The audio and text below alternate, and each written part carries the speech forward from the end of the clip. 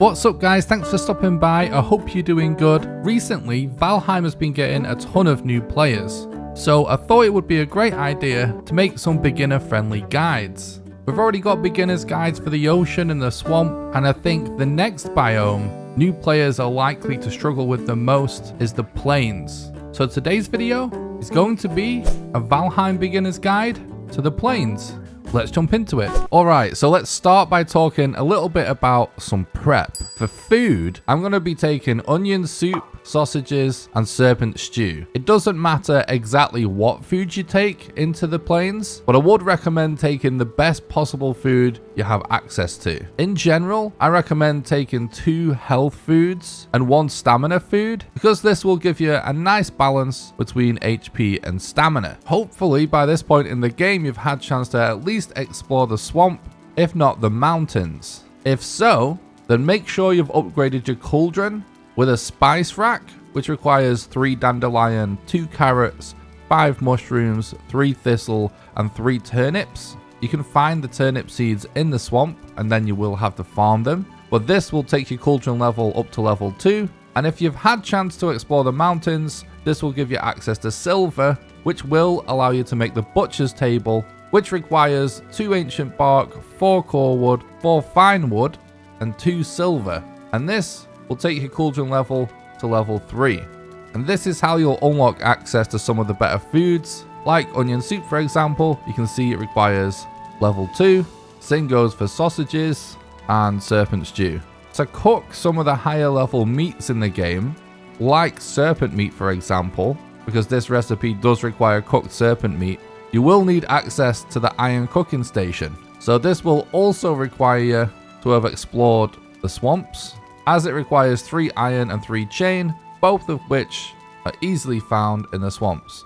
I also recommend resting before you enter the plains, as the rested buff will help you restore HP a little faster, and the faster stamina regen will help you when running away from enemies or while in combat. However, I also recommend using portals. Placing 1 portal in your base and 1 somewhere safe in the plains you'd like to explore will mean you'll be able to take better advantage of your rested buff by getting rested and going straight through the portal into the plains you want to go. But it'll also mean that if it doesn't go very well and you die, you won't have to sail halfway across the map to recover your stuff. To make portals, you need 10 grey dwarf eyes, 20 fine wood, and 2 certain cores. When exploring the map, I highly recommend doing so with 1 set of portal mats in your inventory and 1 portal already placed unconnected in your base, just so when you reach somewhere that you want to explore that could be dangerous, you always have the option to do this. Now, when it comes to armor, I do recommend going with whatever the best armor is you have access to. If you've just been exploring the swamps, this will be iron. If you've just been exploring the mountains, it'll be silver. However, there is 1 specific piece of armor that is very special that will help more than either of these armor sets, particularly when dealing with the plains.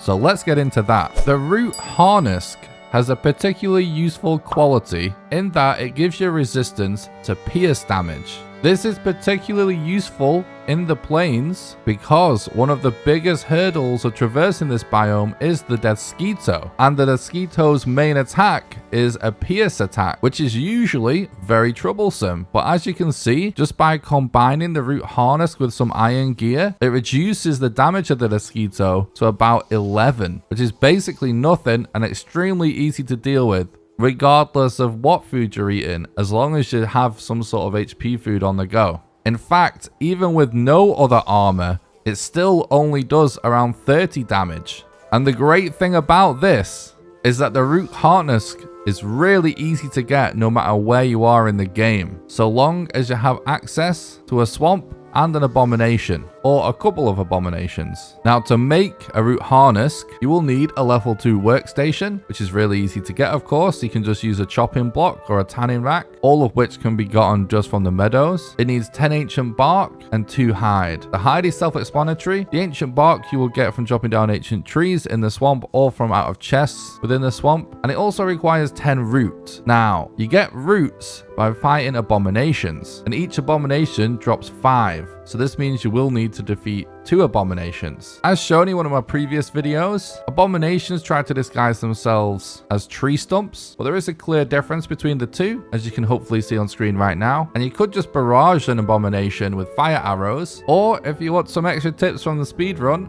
you could bait them onto a bonfire. To make a bonfire, you'll need 1 Surtling core, 5 ancient bark, 5 fine wood, and 5 core wood. And if you just circle strafe around the bonfire, the abomination will take a ton of fire damage. As long as you keep repairing the bonfire with the hammer as you run around, this will really easily take care of abominations in no time. And all it will cost you is the wood it takes to light the bonfire. This may take a little bit of practice at first, and some players may think barraging with arrows is easier, but trust me, with a little bit of practice, this is absolutely the best and fastest way to deal with abominations. Now you might be wondering what the best ability is to use for the plains. This is of course a beginner's guide, so I have to recommend using the bone mass ability if you have defeated bone mass by this point, because the bone mass ability gives you resistance to physical damage, including pierce. So this will for sure be the most helpful if you're struggling and dying a lot in the plains. However, I have to mention, if by this point in the game you're not dying so much and you're not taking a ton of damage, it is worth going with Eikthyr instead, as if taking a ton of damage isn't the problem for you, then the reduced stamina usage whilst running will probably be more useful when traversing the plains. Of course, you could always put a portal down and portal back to swap abilities depending on the situation. But yeah, if you're struggling and you're dying a lot, definitely go with bone mass. If not, take Eikthyr. Now, how hard things are going to be for you in the plains is going to be relative to what else you've managed to accomplish in your playthrough so far before your encounter one. Valheim is a randomly generated game, so this means there is a chance you could run into the plains when you have very little gear. The plains in the progression of the game is officially the 5th biome, which means it contains the 5th boss, but it's totally possible to end up in the plains before you explore the swamp, and definitely before you explore the mountains or the mistlands. So we already showed that the root harnesk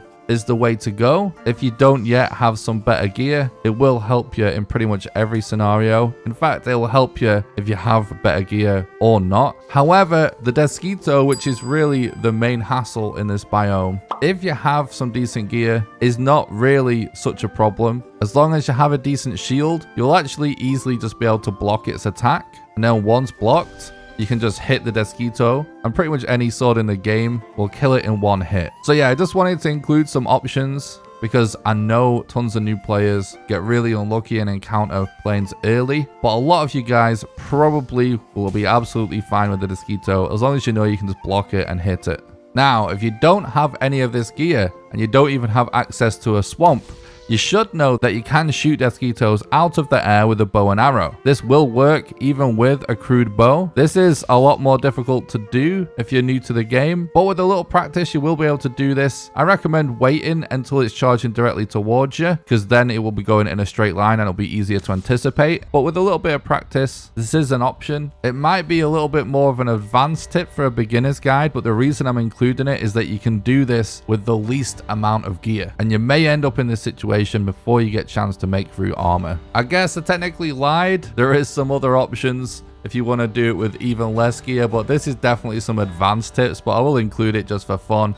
You can use 2 campfires to destroy a deathsquito, but yeah, this is definitely something that requires a ton more practice, and I don't really recommend even trying this if you're new to the game, but it will require a dodge roll and yeah, placing a campfire in front of the deathsquito. And yes, dodge rolls do work on deathsquitos. Again, this is more of an advanced tip, but it is doable. You just need to time it correctly. Also, if you do have a weapon with a fast attack speed like a knife, you can actually just hit it before it even gets to you if you can time this correctly. But again, this is a bit trickier and something you won't want to do if this is your first time in the plains. But I just wanted to show all the ways that I deal with deathsquitos. In fact, there is one last thing I want to say about deathsquitos before we move on, because this does come up on my streams quite a lot. I get asked, how are you not being attacked by deathsquitos? Now, if you're really careful when exploring the plains, you zoom your camera really far out, you will be able to spot deathsquitos from quite far away. See, now I can see 2 in this forest. If I zoom in, look, you can see them. If you give these deathsquitos a really wide berth, you can avoid them altogether. Now, it's likely that you get unlucky and will run into them anyway if you don't see them, but as long as you're super vigilant and give them a super wide berth, it is possible to avoid most deathsquitos as long as they're not in the way of something that's super important that you're going to want to loot, like a fueling camp or something. They do have a really big aggro range, so I think where a lot of players mess up is by getting too close, because even this, look,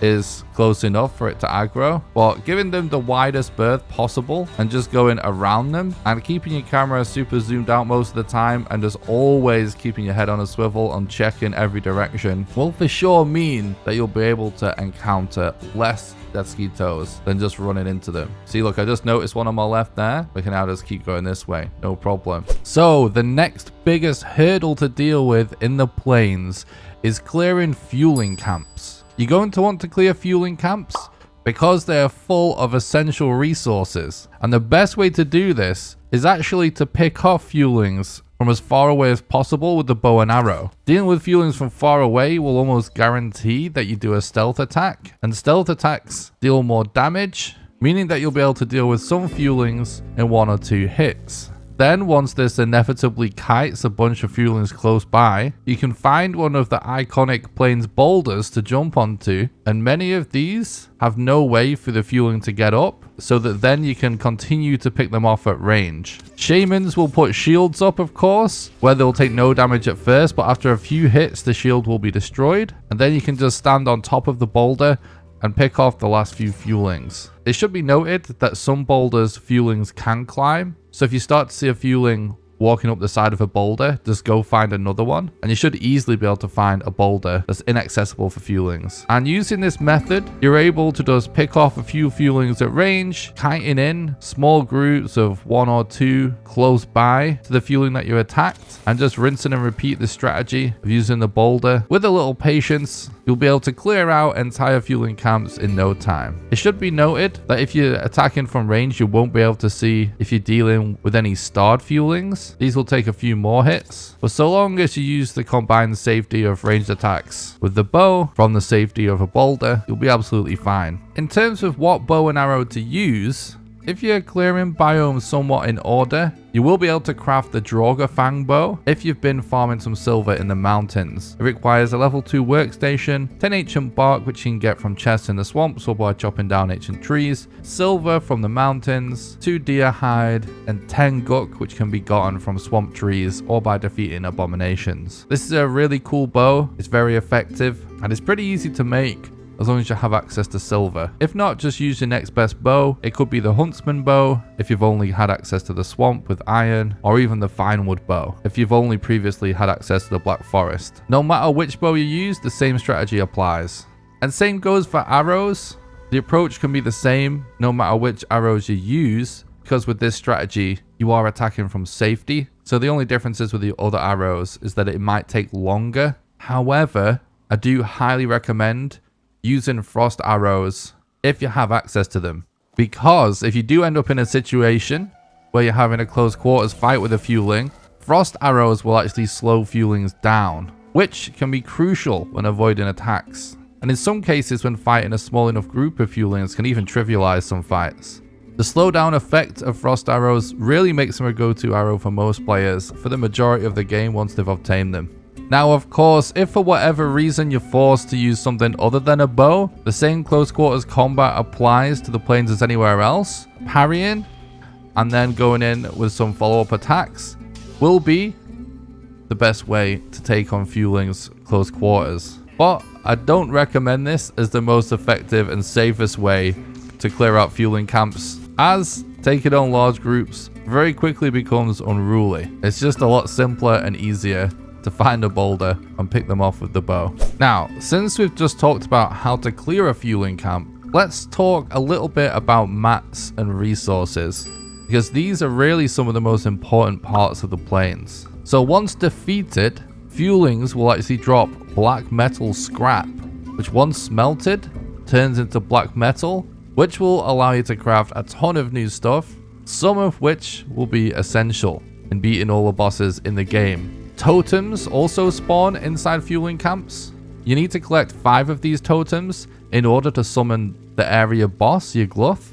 And totems always spawn inside fueling camps on these little totem poles next to bonfires. There is one other spawn of totems in the plains that I will show you later on. You can also collect flax in fueling camps.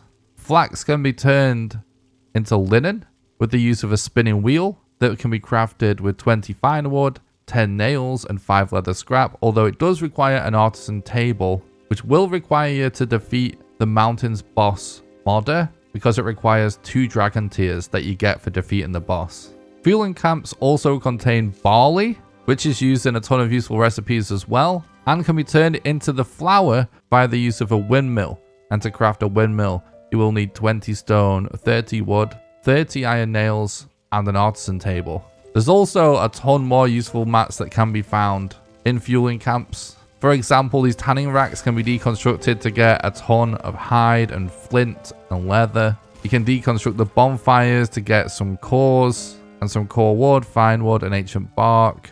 The chest can contain gold and black metal, and sometimes barley, or even a sharpening stone for a grinding wheel. So rest assured they are essential places to clear out. This is the other place totems can spawn, by the way. They always spawn inside this specific ruined tower that's open at one side. There's only a couple of types of fueling towers, and it is only specifically this kind that has a totem inside. The ones that aren't ruined and open on one side like this never have totems. So this is known as a hard spawn. As for other useful mats in the plains, you may have noticed that the main trees in the plains are actually birch trees, which makes the plains a fantastic source of fine wood. Cloudberries can also be found littered all over the floor in the plains. These are actually used for a ton of cool recipes as well. And it's also worth noting that cloudberries actually give 40 stamina just raw straight out of the ground. This actually makes them one of the best stamina foods in the game that you can just loot right away and start eating, as this is actually as much stamina as some cooked foods from earlier in the game. And of course, deathsquitos drop needles that can be used to make needle arrows. And let's not forget one of the absolute unsung heroes of the plains, the giant stone pillars. These pillars are one of the best sources of stone in the entire game, and many players that want to build huge stone structures use these pillars as their go-to source of stone. A nice tip for these is that if you just chisel away at the base, eventually the whole tower will come crashing down, providing you with an absolutely insane amount of stone all at once. And just as a side note, if your pillar continues floating just like this, just keep chopping away at some of the lower parts and eventually it will crumble. By the way, this is still absolutely epic. Of course, we can't talk about the plains without talking about locks. Locks are these giant creatures that, if you get up close and personal with, will actually cause you a lot of problems. There's lots of different ways people like to deal with these, like using the Frosner or just parrying them or using pole arms. But honestly, especially if you're a beginner player, I still recommend using the strat of kiting them to a boulder, just like with the fuelings. Using ranged attacks in general for locks is good because they do move quite slow, but they will do a lot of damage if they actually do manage to hit you. Sometimes they may start to run away from you if you kite them to a rock like this. If this happens, you can just run them down until they lose aggro and then re-aggro them again and run back to another boulder, and then you can just rinse and repeat this process. Of course,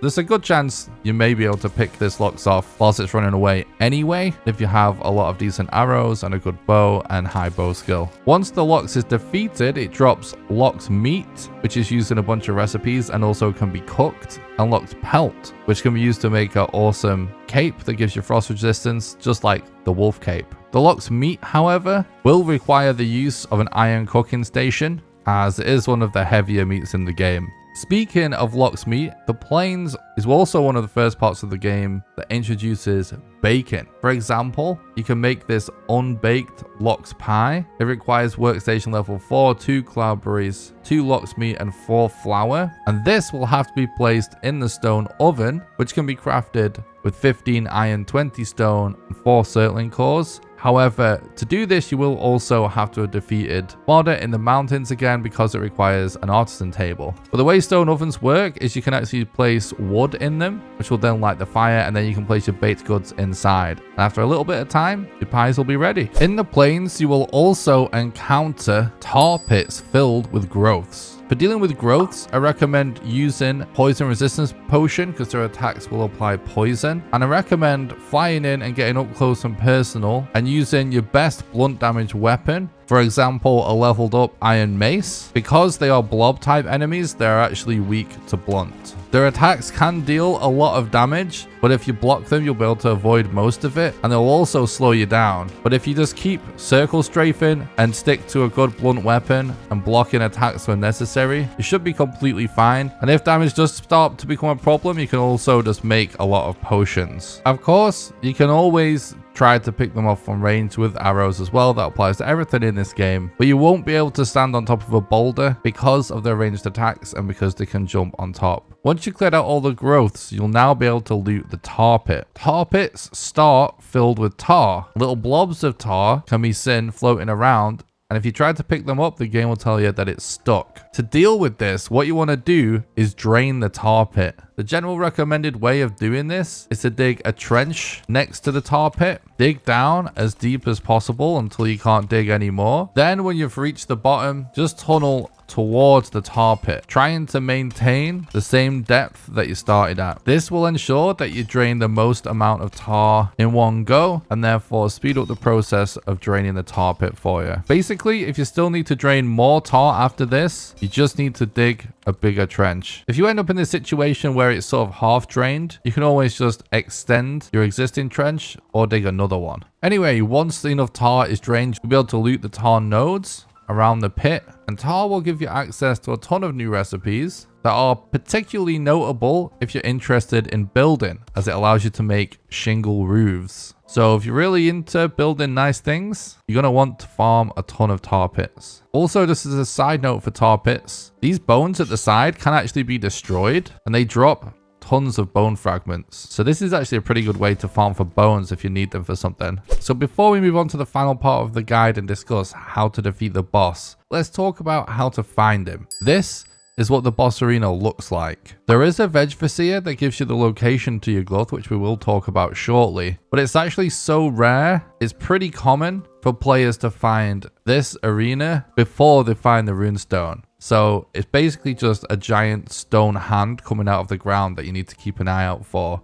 It stands out a lot, so if you're in a plains biome that has one of these, most likely you will find it. As mentioned earlier, you will need 5 totems to summon your yagluth, and you place them on these offering bowls in the middle. To find your yagluth's veg vizier, you're going to want to look out for these Stonehenge type structures. There's a ton of different kinds of these, some with many stones, some arranged in a big circle, and some with just one Stonehenge type structure like this. And several of the formations have the possibility of randomly spawning a yagluth veg vizier that will reveal his location.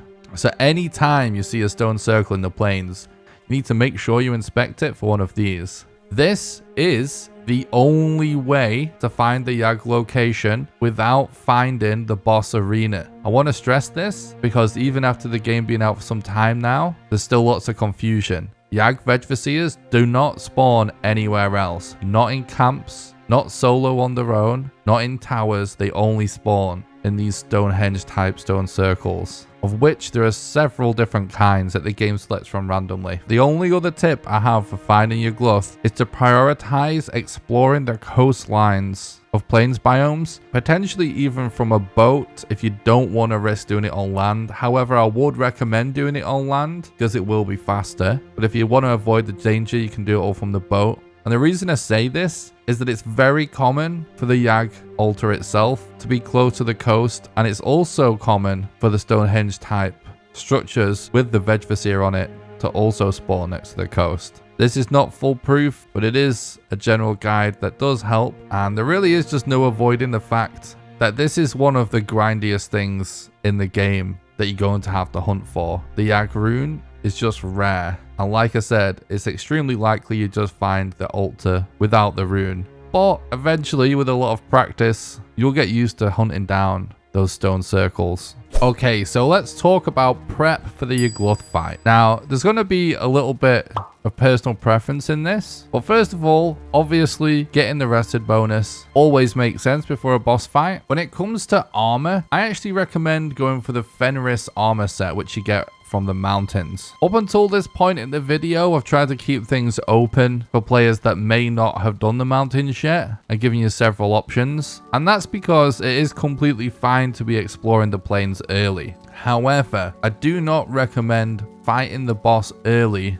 unless you plan on using some specific strats that's going to make life easy for you in that scenario, which we will cover later in the video. But if you plan on fighting the boss straight up, I do recommend defeating the mountains boss first and making all the mountains gear before moving on to yagluth. Now, the reason I recommend the Fenris armor set is, first of all, yagluth deals a lot of damage no matter what. Even if you go with a full set of padded armor leveled up, you're still going to receive a lot of damage. So the best strategy is actually to just avoid damage. You essentially want to be dodging and running away from all of Yag's attacks. And this armor set increases your movement speed, so it's going to make avoiding attacks much easier. Yag also deals a ton of fire damage, which is a huge problem because fire damage actually stacks, so you can never stay in the line of fire or too close to him when he's doing fire damage for too long. And this armor set also gives you resistance to fire, which all in all is more valuable than increased physical damage in this specific boss fight. For the same reason, I recommend taking some barley wine. You will unlock this recipe once you collect some barley and also collected some cloudberries.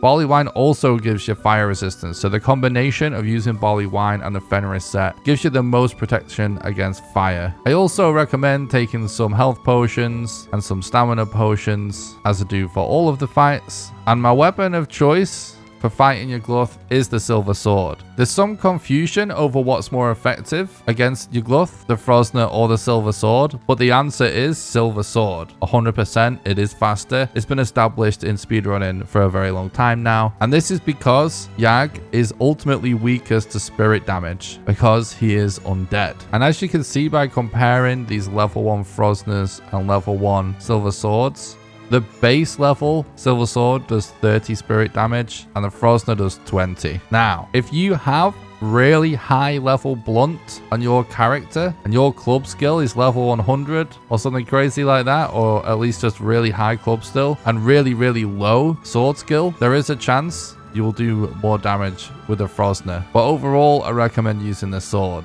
Now, there is a much easier way that's really easy for any player, and this involves using the current speedrun strats for the game. To show you this, I'm going to show a clip from one of my recent speedrun explanation videos, so we'll leave a link to that in the description if you're interested in it. But basically, you dig a pit next to the yagluth altar, approximately 1 yagluth length away from it, and you dig out a square just deep enough so that your character's head is below the edge of the pit. You can also dig out one corner of the pit to leave room for a bonfire. However, this part doesn't really matter if you're not speedrunning, but it will be faster if you do this. Then basically, I craft a runway for my character to stand, so I'm at the perfect height where my character's head's almost touching the ceiling. And I place a workbench in the pit so that I can repair my weapons. Then we go summon yagluth, run back to the pit and seal ourselves inside. And yagluth will be kited over, but his belly will actually clip through. So long as he can't see us, he won't aggro and we'll be able to just spam attacks on his belly. Now, in this clip and in the speedrun, we do this with low level weapons because it's much faster to do so.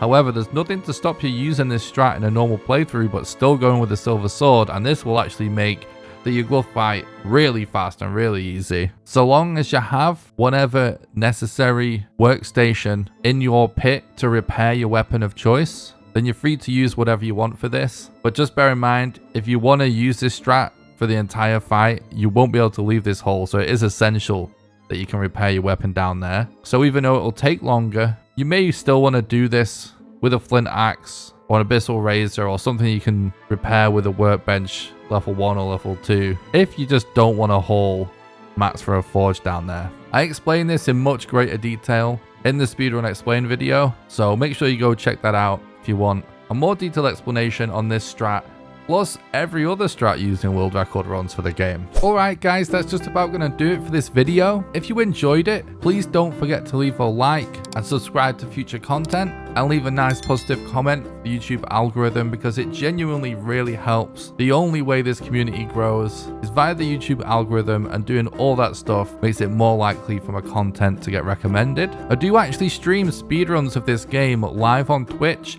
and live on this very YouTube channel, so you can subscribe to the channel or find me at twitch.tv/nickrawcliffe, so I'll leave a link in the description if you're interested in that as well. If you'd like to support the content and help keep the dream alive of me being able to continue to do this for you guys, then the best way you can do that is on Patreon at patreon.com/nickrawcliffe, and in return you get access to a couple of private Valheim servers where you'll be able to play with me live on stream, so I'll leave a link in the description if you're interested in that. You can follow me on social media and join my Discord at the links below. I hope you enjoyed this video, and until next time, have a good one.